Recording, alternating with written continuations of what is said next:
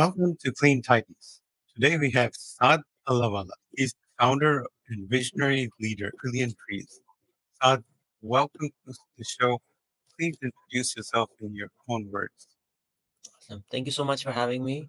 A pleasure being on this show. My name is Saad Allahwala. I do a little project called Trillion Trees, where we are trying to make a 1 trillion tree impact by 2030, an impact that aims to combat climate change. Our mission is to have a trillion tree impact with either forestation or any other impact that can count towards decarbonization. So anything that comes into that, whether that's biogas digesters set up, seaweed farming, afforestation, reforestation, large scale air capture towers, anything that involve taking carbon out of the atmosphere. We're trying to capture or not capture, but like partner with companies and eventually help them get funding, either funding or projects, anything that helps them scale. So that's brief 1 minute introduction about Trillion Trees. I come from a family business background, so we have multiple things happening. My dad's running an AI-based schooling system, so I'm helping out in that. Again, we have multiple other businesses that are running under the umbrella of sustainability. So there's solar panels business, there's biogas pilots that is manufacturing. Again, there's so much. I don't think I'll be able to wrap up very quickly, but really looking forward to the show and having a discussion with you. And your background at MIT, right? Yeah, so I haven't finished schooling. In Pakistan, we have O levels and A levels, which is the British system. So I didn't even finish my O levels. And while I was doing my O levels, I went to MIT for this program that was on sustainability and entrepreneurship. And that's really when I started working full time. Right after that, came back, paused my studies, started working on a startup or business sort of for biogas. So wanted to work on that even then in 2018, and ever since, I've just been working on something. There's been some success, a lot of failures, a lot of learning, a lot of traveling, but everything has been a blessing and lessons along the way. Well, there's always ups and downs on a great mission like the Trillion Trees. Well, your vision with Trillion Trees is incredibly ambitious and inspiring to engage Fortune 500 companies in offsetting 1 trillion trees worth of carbon by 2030. Tell us a little about the genesis of the vision. What inspired you to take on such a monumental challenge? And what does offsetting 1 trillion trees worth of carbon truly mean in practical terms? Yeah, so initially, just mentioning why or how it got started. I just finished off with this project I'd been working on for 2 years, which was in our telecom business, actually brokering it and selling it off. So, working a lot with growth and dealing with a lot of companies, a lot of businesses. When that ended, there's a thing in my house where every year we sit down, we forcibly sat down with my dad, and we're supposed to make a life plan. That plan has to include what do you want to do in 5 years, what do you want to do in 10 years, where do you want to be in 15 years, and then when do you want to die. So you have to plan your whole life. And every year, of course, something would change in the plan, something would be different, there would be something new. For example, when I was 12, there was a private jet in there, but by the time I was 18, there was no private jet. I just thought there's no need of having a private jet. Instead, there was a yacht. But every single year, there was one plan, one mission that was always the same, which was that I want to plant a billion trees by 2030, 2032, by the age of 30. After finishing this project with the telecom business, me and my dad sat down and we were like, okay, what are we doing now? What's next? And that's when we decided, okay, this one goal that's been a constant for years, why not focus on that if that really truly means so much to me? So the journey started to plant a billion trees, and that's more of a doable goal. Pakistan government itself right now wants to plant 10 billion trees. It's planted 3 billion out of those in the past 2 years. There was Imran Khan who wanted to plant a billion trees, and then he claimed that he was successful in that. So billion seemed like a doable thing, and if a prime minister can do it, why can't I do it?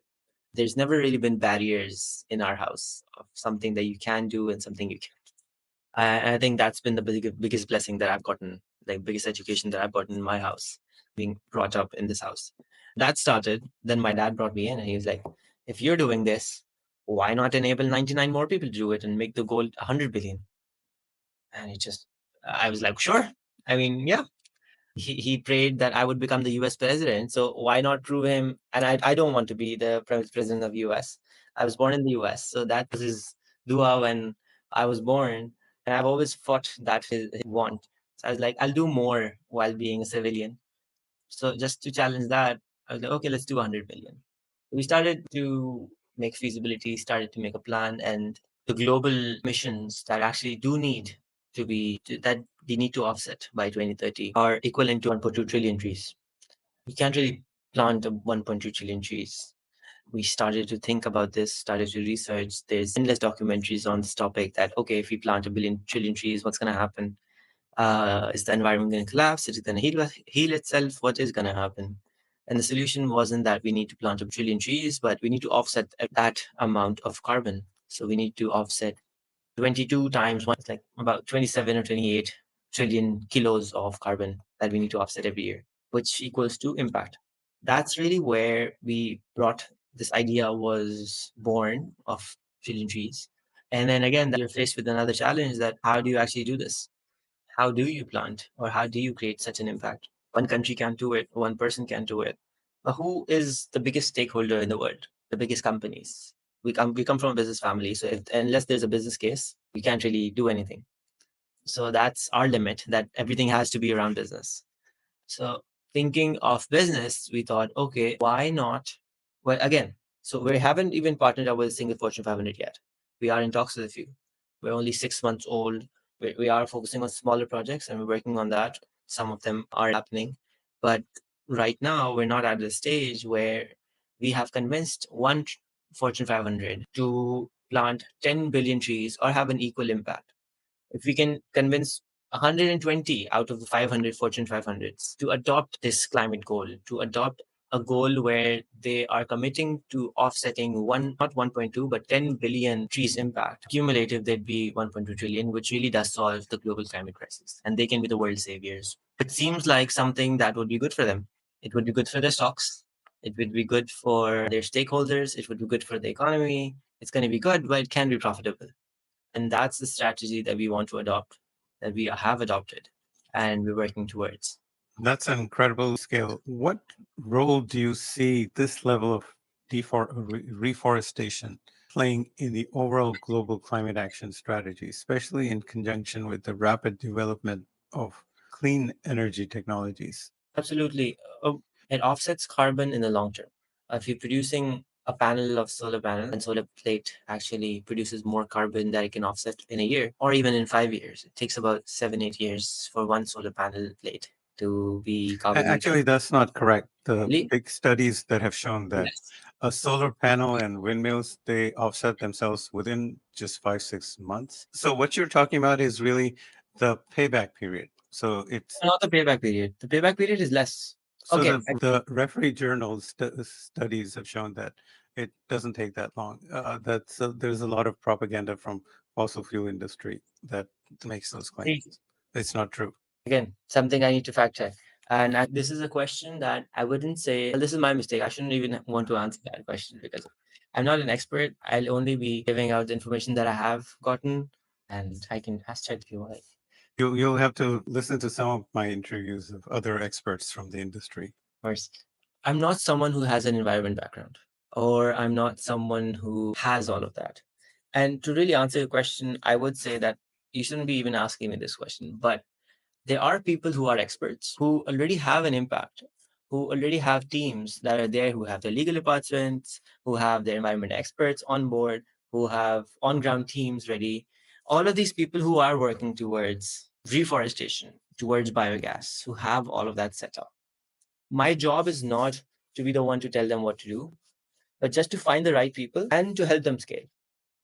Our measure of calculation method is not amount of trees, but it is amount of captured carbon that has been absorbed.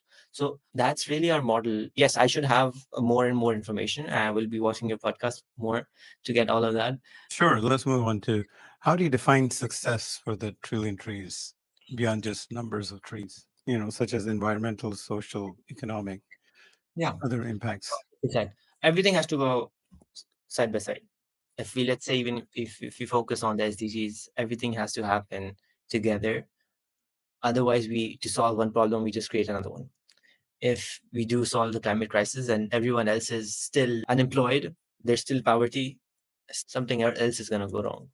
Another problem for the world to now focus on, because we need to get people are forced to be distracted by this media that we have. And I think until we're alive, there are going to be problems. But to solve this problem, I think everything has to go side by side. So while, yes, my time does go to trillion trees, I have to focus on Rihan's goal based. We have to create a future ecosystem. We have to create the future leaders that are needed from all parts of the world. And the vision for Rehan School has to be, it is global. It is focusing in different regions. We have students from everywhere, not everywhere, but a lot of countries. And it's itself at a very immature stage. There's so much more to do. My family is working a lot on rehabilitation for people who have been affected with flooding, people who don't have houses, providing them houses, creating more and more jobs. So And climate change is going to make that flooding and heat waves even worse and worse. Than already, just pollution kills 8-9 million people around the world. Flooding and heat waves. Heat waves are increasing so much that it kills. I still, there was a heat wave in Karachi, and I wasn't here, and it was Ramadan.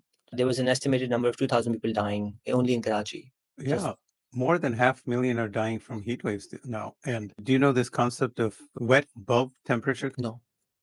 So wet bulb is a temperature where they put a wet cloth on the mercury on the bottom of the thermometer and they measure the temperature. It's supposed to simulate your body's ability to cool itself through sweat. So wet bulb temperature is so high and humidity is so high that your body loses the ability to cool itself. So in hot temperatures, you essentially are cooking from inside and melting from outside. Your molecules disassemble and you die from heat stroke or other complications of health. So that has begun to be a big problem. And last year, the highest temperature was recorded in Saudi Arabia. I really don't know what the solution is. Again, there's so many things to solve, so many things. The biggest thing we've been facing, the biggest problem that we've been facing is not the amount of opportunity that there is, or the problems that there are. Problems are opportunities, right? The new era, I mean, without climate crisis, maybe solar panels wouldn't be as common. It's good, but Well, they're now the cheapest way to make electricity, like exactly. 1 cent per kilowatt hour. Yeah, I mean, we don't pay any bill in my house, and I can have my aircon on all day, and we still pay zero rupees for our electricity bill because it's so cheap to get electricity now, or batteries are so cheap. But there was a cost to it, and that cost might not have been monetary, but it's the environment that's been paying, and we're trying to combat that. So again, coming back to what I was trying to say, the biggest problem that we've been facing is not that there aren't enough problems to solve, but of people to solve them. And awareness in the right space is very much needed. Because if, let's say, someone does come up who's genuinely interested, who's sincere tomorrow, or if 100 people come up with one person focusing on green infrastructure, on bamboo forest, one person says, okay, I'm going to plant a forest with bamboo. One person actually comes up and says, I'm going to learn how to create houses with bamboos, or with clay, or with so many different sources that are available today, with hemp, with all this biomass that we have available. There's so many construction materials that are there existing. Why do we need to sit in a concrete box? It's just not essential. We have so many needs today that are fake, that are non essential, that are just there because they're there. There's no reason. Well, we need to be more thoughtful. We need to think about it. Exactly. That a house made of concrete will heat up and become like an oven. Does And a house of, like you said, bamboo or hemp or something else, air will pass through and it won't yeah. heat up so much. And I noticed this firsthand. This year I went, well, actually last year I went to Davos in Switzerland, and it was minus 18 outside. And I don't remember a moment I felt cold, because when I was outside, I was covered. But when I was inside, the house was burning. Like, I literally had to wear shorts because it was so hot. And in Lahore, because of the smog, because of it being cold inside the house, because of all of that, and it was only 6 degrees, I actually got sick. And I could feel the cold in getting inside me. And I just didn't feel that in Davos because of the insulation that was there. and what wasn't in Lahore. The doors wouldn't seep in all the cold air, or they'd be There's no thermal. insulation Yeah, in. there's zero insulation, which costs close to nothing. And my dad says this very good thing, not good, but like I think very meaningful thing a lot. It says we're poor for no reason. We're we're doing all of this for no reason at all. Why don't our houses have thermal insulation where it's even costing $500,000 or $200,000 or $600,000 just to build a house? Insulation is very inexpensive. And in Europe, they're starting to use a lot of heat pumps, which Mhm. is just super efficient because it doesn't create heat by burning. It just moves heat from inside out or outside in. Yeah. So moving heat is 3 times more efficient than creating it by burning it.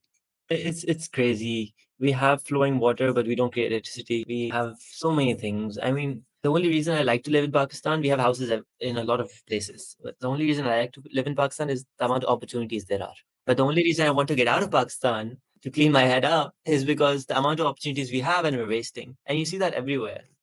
It's really, I don't know if it's sad or if it's stupid. Well, thoughtful action is mindful, The thoughtful. awareness in the right spaces, there's a lot of investment available. If there's companies willing to invest $500 billion in a software or a park for AI development in Texas, there's capital available for cheaper houses or colder houses or cleaner houses or everything else. Let's get back to our Yes. topic. Engaging Fortune 500 companies in is central to your strategy. Yes, it is. What's your pitch to these corporations? What are the primary motivators? Is it purely CSR, brand image, long term resource security, or is there a compelling financial return on investment for participating in large scale reforestation? Yeah, so we have multiple models. It really depends on our partner. So we're in year one right now for our business. This year is focused on building a large portfolio of partners. So different companies, some companies that even come up on your show that have the ability to scale, we want to put them in our portfolio and find the right resources for them. Now, our pitch, yes, does differ customer by customer, which customer being the Fortune 500. Some companies are not willing to invest at all or have the track record to invest. So they might just want to put in their CSR budget, which is still a lot. We find the right place for them, right country for them. If Google wants to just invest in Atlanta, then we have a company in Atlanta partnered up with us who have the capabilities of doing carbon offset in Atlanta. If there's a company who's open to Africa with larger impact, with larger number of trees, with larger number of seaweed forestation, and maybe fish farms, whatever they like, we have that available for them. So this year again is a year for me to form partnerships. We have a team that's building partnerships remotely, and I'll be traveling 6 months. So right after Eid, I'm going to Africa for 2 months, traveling to such projects, doing podcasts with them, doing awareness campaigns. And then next year is based on converting at least 10 different partnerships, large scale partnerships for our partners. Pitch, yes, our pitch is again different for every company. Some companies have ambitious net zero targets. How does the Trillion Tree Initiative help them realistically achieve these targets, particularly regarding their unavoidable emissions? Are you focusing on direct emissions reduction first, or is reforestation seen as a primary offsetting mechanism? So, as you said in your first part of the question of real impact, right now just a lot of consulting companies, they're doing amazing work, but one part of their work is actually to either like ESG compliance companies, so they sometimes they hide or sometimes they move things around just to show that okay, we are sort of carbon neutral or we are doing an effort, when there's no direct effort to the environment and there's no real impact that we can see in those spaces that they are emitting. So their focus should be of course in those specific areas. That's why we want a large um, network of companies globally in different regions, in relevant regions, where there is a lot of carbon getting emitted. So countries like Pakistan, like India, like China, like Ethiopia or Europe, Even in the US, we need partners in countries where there is carbon actually getting emitted, so it's directly captured as soon as possible. But also, there's so many components, there's so many moving parts that there's no right or wrong answer, I think, for this question. But reforestation on its own is not going to do it. Sometimes it does create a net carbon sink, sometimes it doesn't. So we need to have diverse areas the way we can do this. Even in afforestation, we've started a project of bamboo forestation rather than different trees, even native trees. So native trees, yes, they do have an impact. So we're focusing on that as well. But we also want to test out bamboo in different regions where you can actually harvest it for timber, but it's a net carbon sink rather than actually everything else getting released into the atmosphere. And bamboo trees grow really fast, right? Exactly. Are there specific industries or types of corporations that you've found to be more receptive to this initiative, and why? What are the common objectives or challenges you face when approaching potential corporate partners? As I mentioned, we have been approaching a lot of corporate partners, but not enough. So I wouldn't really be able to specify very common problems as of now. Maybe 1 year from now when we're doing this again, 100%. Sure. But a problem that we do see with our partners is a lot of global exposure. So some companies which are working in a specific region are so region focused and specific that they have the solutions that one of our other partners need. And there's just connections needed even among them just to create that own ecosystem of companies that are working towards decarbonization, just connecting them among them is solving so many problems and helping them. So that on its own, because I used to run a startup community in Karachi. So my job, because it was pro bono, my job was always just to talk to a lot of people in the community, find their problems, and then connect them to the right person. And that's been very relevant to what I'm doing now of talking to so many people in the industry, learning about their problems, even students now that are coming up with ideas that they want to start. 2 years down the line, they'll be investable businesses for me. So just talking to them, having them in the community. So our community building aspect is going to be very relevant. My experience in that industry is going to be very relevant to this specific mission. And I hope it can be a very large element towards growth and towards solving this global problem. Planting 1 trillion trees by 2030 is an astronomical undertaking. What technologies, methodologies, and partnerships are critical to achieving this scale? How are you leveraging your background in global connectivity and international marketing to build out the Trillion Trees platform? I don't know if it's right or wrong, but I feel like I have this blessing of not going to school, but also not going to environmental school. So I can have friends who can guide me to the right path, but I still have the ability to think outside the box. If people are planting trees in a very dense area where there's a lot of carbon, I might not. I mean, I might let them plant trees because again, something good is going to happen out eventually. But I'd want to solve the problem from the core. I've been talking about biogas a lot because it's really close to my heart. There's a lot of health issues in areas like Sindh and Balochistan and Punjab and Pakistan. And again, talking about Pakistan a lot because this is a very relevant country to the planet because there's a lot of similar economies. Indian problems are very similar to Pakistan. Bangladeshi problems are very similar to Pakistan. Ethiopian problems are very similar to Pakistan because we're not a very modern country. We still have those similarities where our consumptions are similar, our diets are similar, we drink the same milk, we have cows that are stored in our houses the same way. All of that is the same. So replicating this solution that can be powered out of Pakistan is going to be very easy. Now, coming back to the solution, this business that I actually pitched when I was at this program at MIT, and successfully we won that competition as well, was biogas digesters. So the plan was that rather than actually going to these villages where there's so many diseases, people who are working in our houses, we went to their village, and annually there's tens of deaths just because of different bacteria that are in the atmosphere. We went there, we lived, we were staying the night in an open sky next to about 50 different buffaloes. So it smelled a lot. We saw the drainage actually going into a pit, and then eventually they'd empty out the pit and leave it into and let it flow into the river.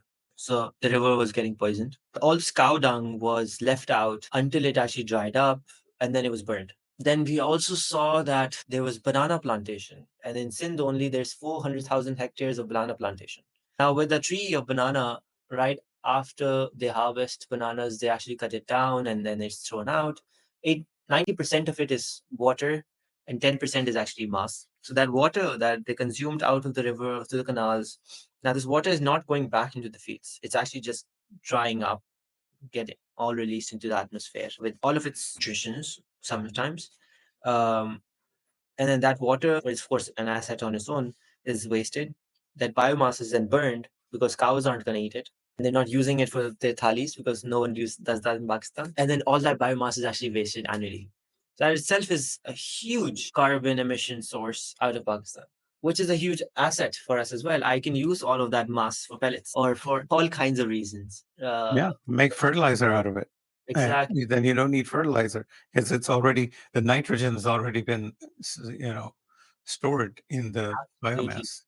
So we wanted to put up biogas digesters in like clusters of villages where we're actually getting the cow dung out of the house every day through a pickup system, capture all the methane out of it through the digester, sell the slurry in the villages next door, at a fraction of the price from the existing nitrogen filled fertilizers, and use that methane to actually either sell it or create electricity out of it, and then provide it as a social enterprise to the local businesses to help them grow.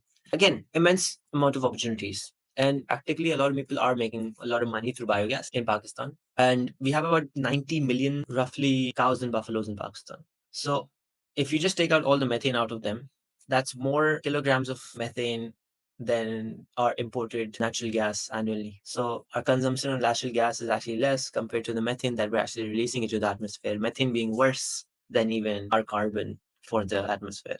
Mhm. I don't think even 1% of the cow dung is actually getting converted into methane today. So again, this is like a first-hand problem, a first-hand solution. There's users for it right now. People are buying natural gas or LNG right now for their households at very high price.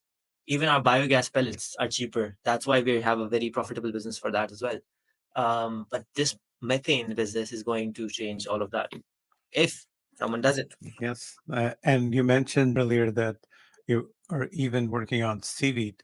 And if you feed seaweed to cows, you can actually decrease their methane emissions from burping. That's why I don't want to feed them seaweed. I want to feed the seaweed to human beings and then capture that burps to create But it's methane. very hard to capture the burps, right? That's true. The burp, but the cow dung is still gonna have That's, methane. yeah, if you can make economic sense out of the solution, then it can scale and it can Yeah. really take It off. does make it does make sense for Pakistan because of the cost of labor, because of the cost of electricity, and the cheap solar powered electricity. Because right now you can really buy very, very cheap three wheelers that can transport anything. So cow dung is being one of that. Again, there's a one time cost to it, but that itself isn't so high.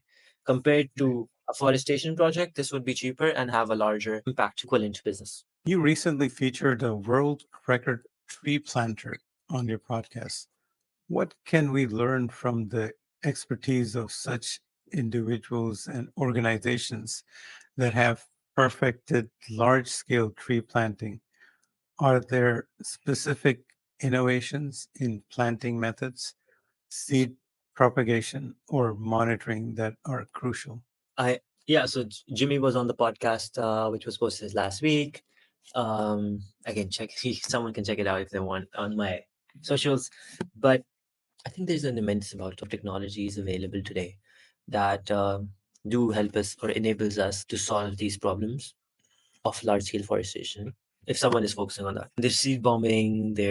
I think the only right answer to this is there's ChatGPT for everyone. Just train or prompt it the right way, and then find the right solution for you. Because in some regions, yes, seed bombing is going to be the right solution. In some regions, it just doesn't work, and the effectability isn't really going to work out.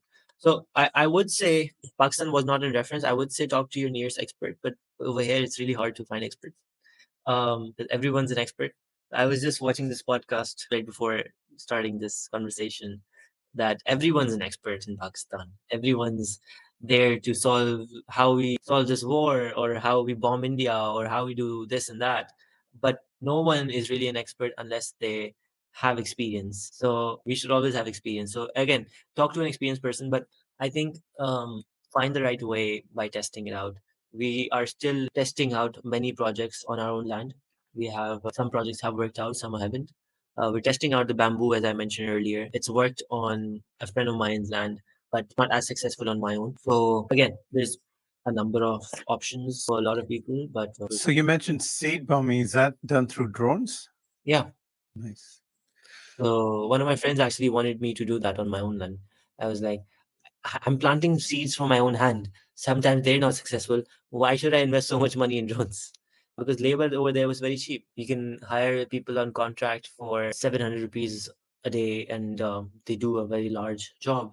So I want to empower the people there. I want to employ them because in the long term, they're going to be the ones helping me out manage it. I can't do anything without the locals, regardless of the amount of problems that they are going to make me face. They're still the locals. We're the ones who've invaded or have come to them. So they are relevant. They can't be irrelevant. What measures do you have in place to ensure the survival and long-term carbon sequestration of these trees? The permanence of nature-based solutions is a critical discussion point in climate circles. Yeah, so again, because we're not experts ourselves, we have a board of experts that work with us. We have consulting companies. And once we do lock our deals, we're going to have a company hired to monitor them as well.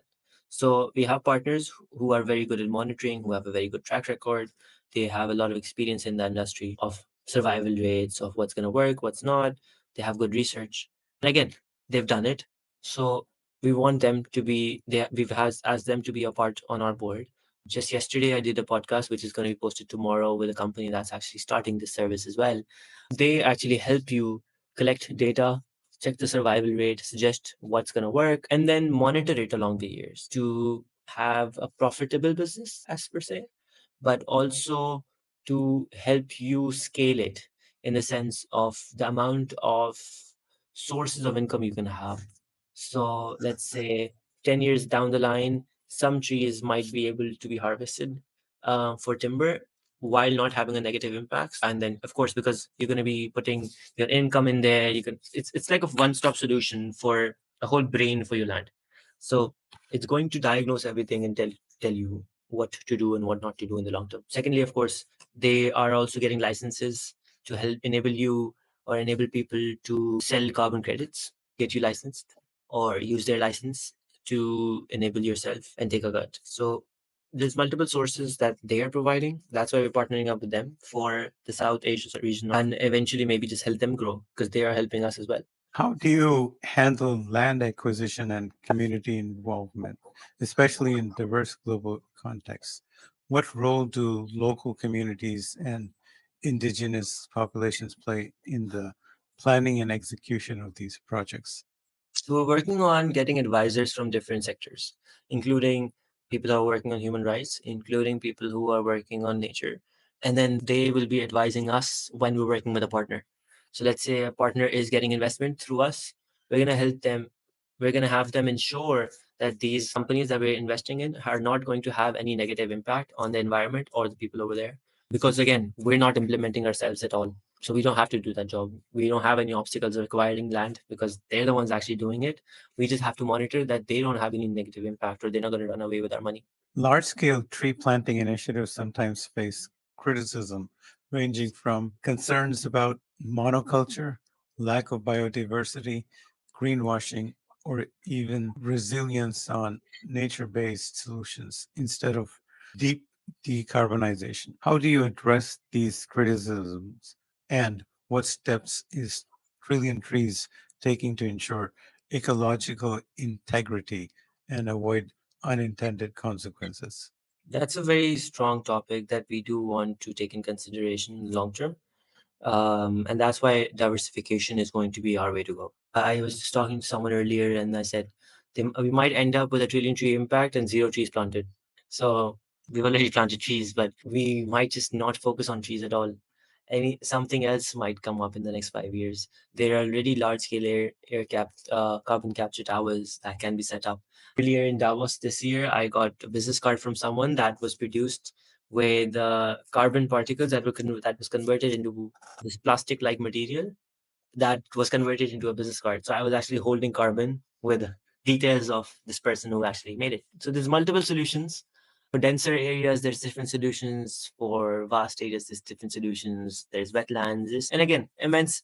We just have to let nature do its job in some places. And in some places where nature does need some help from us, that's where we come in. We don't want to have anything to change the course of nature again. Given the urgency of climate change, some argue that the focus should be primarily on phasing out fossil fuels and that tree planting can divert attention or resources.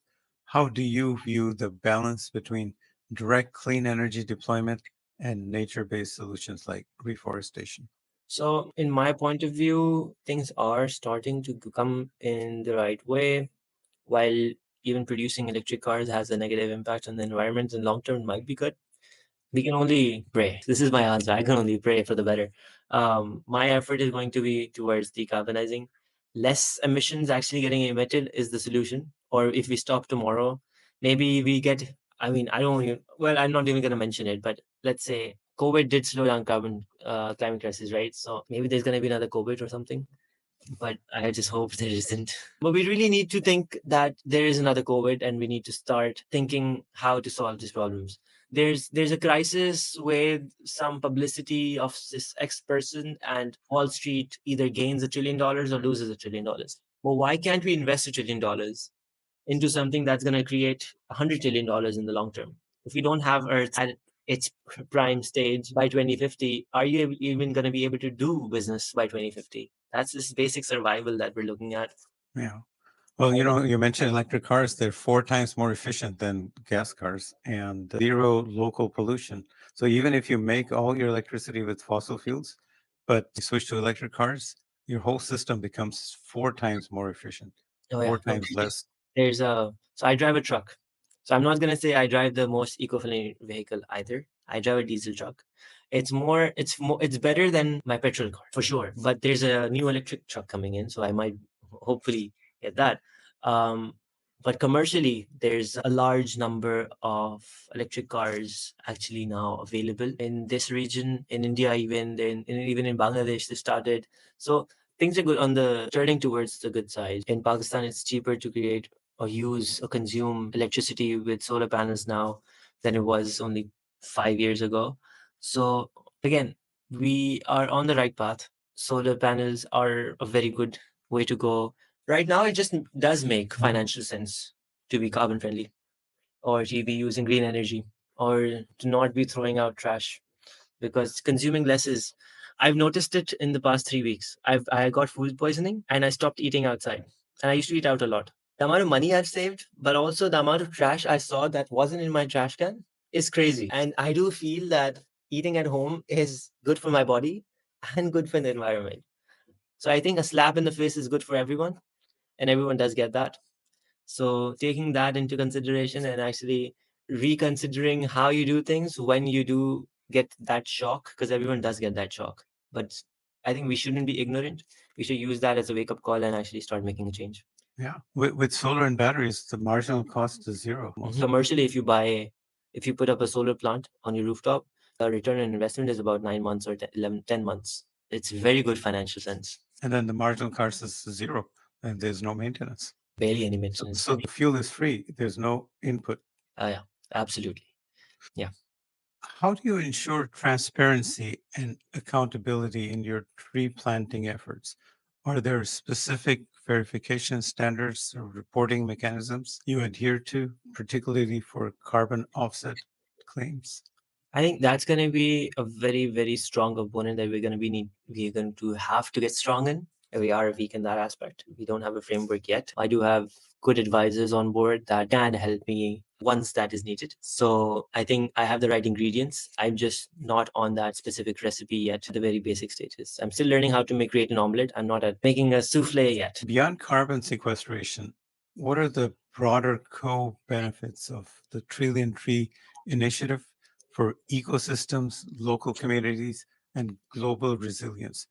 How do these benefits, such as improved water cycles, biodiversity, and soil health directly or indirectly support the clean energy transition? So that's absolutely right. No, it does. I think so. So one thing I didn't mention earlier was that Trillion Trees, yes, year one is partnerships, year two is actually investments, and then year three investments, but also we're starting an incubation program. So we're starting 3 or 4 different incubation programs that focus on, one is seaweed farming, one is biogas on its own, because everyone in the world does consume milk except me. I'm lactose intolerant. There's carbon capture mechanical incubation centers. So there's a lot of mechanical projects, like physical infrastructure projects that do use technology to capture carbon. And then fourth one is going to be left for them to decide. We want to invest in these sectors, into new startups. And coming back to your question, How do these benefits impact things like water once cycles, biodiversity, soil health? so we want to use the drainage water from a lot of villages. So that's consumed by our business, which is creating jobs, and the byproduct is actually sold for better soil health, which is the slurry. This is all in the agriculture sector or in the rural areas. In the urban areas, we are again capturing carbon, and that carbon is then converted into many products. Those products are then sold. So that's again a very good source of something that we can create into an asset. We're not sure yet what it can do. That project is definitely going to be funded by CSR funds. So for now, because it just doesn't have a very good business model, then governments can buy it for better air health in cities. You have a history of various entrepreneurial ventures, from biogas reactors to recycled plastic construction materials. How has this diverse background informed your approach to Trillion Trees, particularly in finding scalable and viable solutions? I think my background, but also my curiosity has been the source of this project actually getting started, and me still having motivation to run it, and then hopefully motivation to see it through. Um, I've always been curious of learning. So even if I don't know something and we talked about something that I didn't know, I'll be actually staying up all night and studying about it. So I think that's something that could be my superpower. And I want to see this through in the best manner. I don't even know if my past projects are going to be helpful. Yes, it does add a little bit of credibility that, okay, I have started something. Maybe I even failed, but at least I had the courage to start it, and then that would enable me to a lot of other things. But I don't think only those are going to be relevant. It's going to be so much more happening. My life's always been very happening. So again, blessed for that, but really excited to see what comes forward. Well, you learn from your failures and you become better, right? Yeah, absolutely. What role do you see for individuals or smaller organizations in contributing to the Trillion Trees organization? How can our audience get involved in, to support this massive undertaking? So that's a very good question, and that's something I really wanted you to ask as well. Look, every person who is alive is relevant in this project. And if you have any entrepreneurial skills or wants or the will to grow, there's always a green project that you can also start rather than just another e commerce business or just another design service business. It can be something that can be from your part that can actually help you, or if you have the will, think big and actually start seeing it through and doing it. So I think if anyone's watching this video, if you have any project that you think can help the environment, check with ChatGPT. And then if it still does, then there's definitely some way, one way or another, we can work together, or you can take help from someone else. Again, we are building that community. So if anyone needs guidance or to grow or to do anything regarding motivation, we're there to help. We want to work with people who are trying to do more in this sector. And anything that you need, if we don't have it available, we'll make it available. Saad, your dedication to uniting humanity for a better future through Trillion Trees is truly inspiring.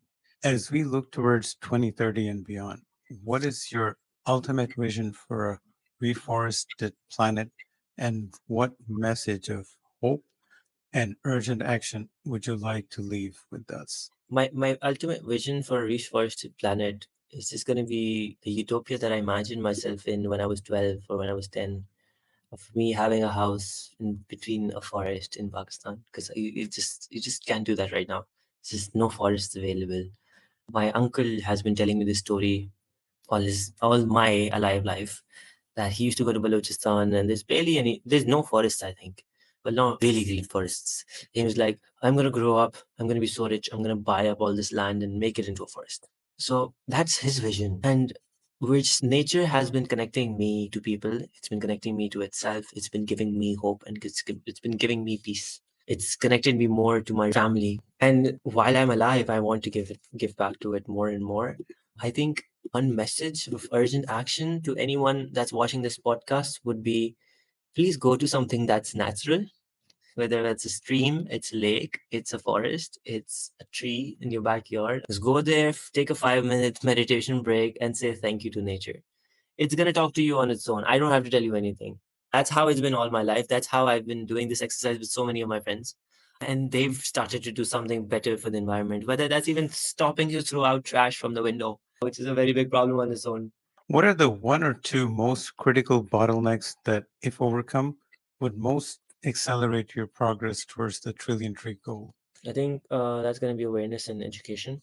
So, how our schooling system is actually designed, we underestimate how capable the human body is at a very young age, whether that's even to do a business. We've started to overcome that at our own school. And I think that's the biggest tool that I have. And I've been, again, I say I'm blessed because I am blessed, because that is going to be, I think, the biggest enabler that I have for my journey. Whatever the journey is in the future, I don't know what future holds. But this schooling system that we've started, enabling kids at a very young age, where they have no boundaries in their minds to think outside the box, to have no box to think in at all, and actually think about making an impact and seeing them actually do it, that's going to be the biggest source of change that we can see today.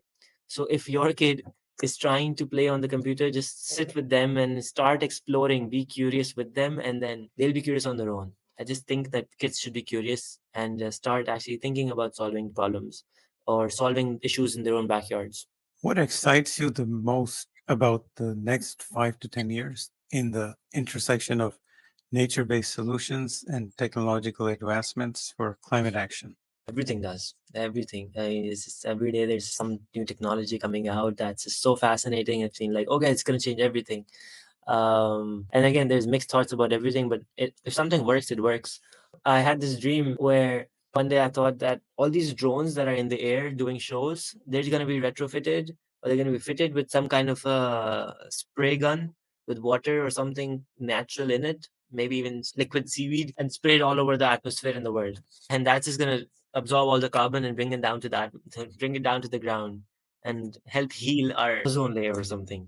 And this is something is gonna come up, um, and it will solve a lot of our problems. I learned recently that they're using drones for two-thirds of farming in China now with precision fertilizer and precision herbicide. They So are. you're using a lot less material. You're only spraying in the place you need to spray. So you're damaging the water a lot less. And you're not using tractors to do it, which damage That, the soil and the land and yeah, use a lot of fossil fuels. yeah, so much diesel. Well, Saad, your vision is a powerful reminder that climate action requires solutions at every scale, from cutting edge clean energy tech to the profound simplicity of planting trees. Thank you for sharing your insights, inspiring us to contribute to such a vital mission. You are truly a clean titan. Thank To you our so much. viewers, please join us next time for more insightful interviews accelerating the clean energy transition. Please subscribe, share, comment, and ask questions, and we'll get you answers. And please tell your friends about Clean Titans. Thank you so much for hosting.